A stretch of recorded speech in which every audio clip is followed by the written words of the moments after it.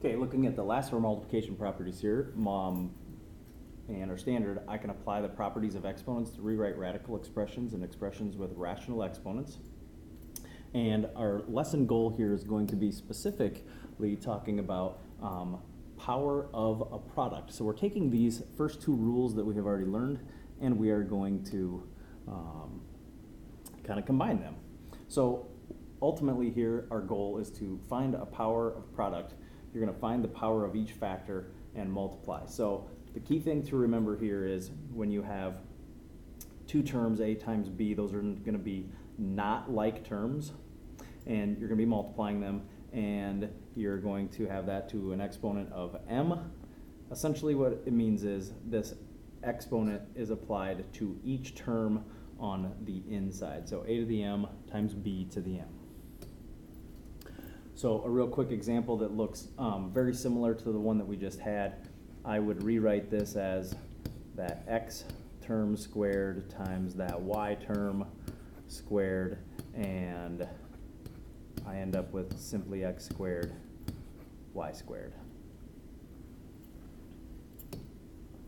Okay, one last example here. Again, we can look at the definition for this because we have our exponent, which is cubed. By definition, that would mean this, that I have negative 4yz times itself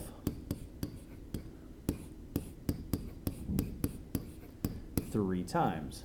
And so at that point, I would combine my like pieces together. I would have negative 4 times negative 4 times negative 4 times y times y times y times z times z times z.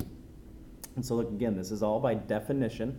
And so when I take negative 4 times negative 4, I get 16. 16 times another negative 4 is negative 64. I have y to the third power and z to the third power. This is all by definition. So if we take a look at the power of a product rule, it tells me a quicker, simpler way is to take each term which was inside my parentheses and cube it.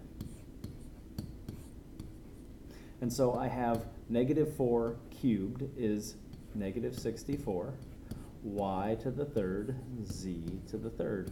And so it's just a quicker way to use that same definition that we talked about right here, and it gets us to where we want to be just a little bit quicker. Again, all of these exponent rules come from our definition for exponents and what it means to be an exponent, but these rules are just kind of shortcuts for us to get there quicker.